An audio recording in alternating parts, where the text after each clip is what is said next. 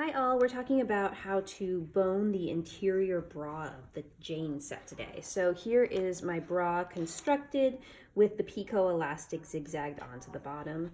So on the inside you can see that I've applied bone casing or channeling over the seam allowance like this. So I've applied it flat and then stitched through all of the layers to secure it, and ended it about 3/4 of an inch shy of the top edge here so that it doesn't get caught in the seam allowances and cause a lot of bulk. Okay, so the next thing we're going to do is cut our spiral steel boning to length and insert it into those channels. Okay, so I have some long lengths of boning because I bought some 18-inch lengths, but you might have just yardage of boning, in which case you're going to need to cut it to length as well. So let's take a look at how long we need to cut this particular bone for the princess seam of the bra. So you want it, I like to lay the bone over the channel that I'm going to be inserting it into, and I cut it just slightly shorter because you do want to have a little bit of wiggle room in there. So I'm aligning it with my zigzag stitching. I'm just slightly above at the bottom, and then I'm going to cut it slightly shorter at the top here. So I usually just kind of, grab onto it with my nail there and know that that's where I'm going to cut it. And then I grab, oops, I should have opened these first. I grab my handy dandy wire cutters. These are my favorite. They're by Greenlee and I bought them on Amazon. I do have a link to them in the supplies post.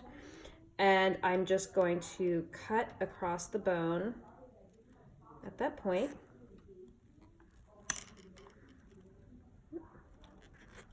There you go.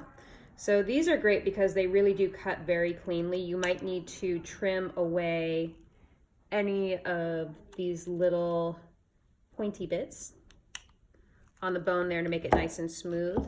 We are also going to finish the end of this bone. So I'm using an 18-inch length that already had one cap finished on the end. So I just need to finish this one. I really love to use Teflon tape for this. And this is also called plumbing tape, thread tape, I think some people call it. Now I'm a little out of my element because this is like hardware talk, but you can get this at like Home Depot or any hardware store.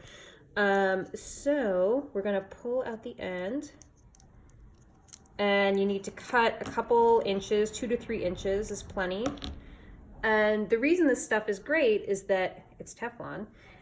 It sticks to itself, like it kind of like, you'll see what I mean in just a minute. Okay, I'm going to place the bone so that it's at the end and it's about halfway up the width of the tape.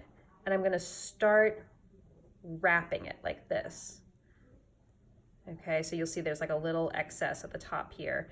And when I get about halfway, about half an inch from the end, I'm gonna fold that over, and it's like, the thing about this texture is it's like mushy. So it's the only way I can describe it, is it mushes down onto itself and it adheres to itself like that, okay? So it just finishes any little jagged edges there, and it makes it safe to put into your garment.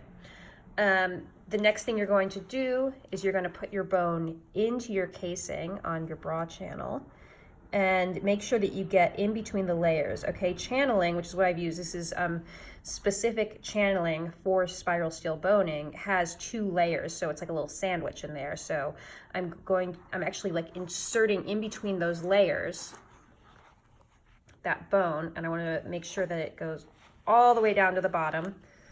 And the zigzag stitching at the bottom is holding it in place, so you don't need to do anything to hold it in place at the bottom.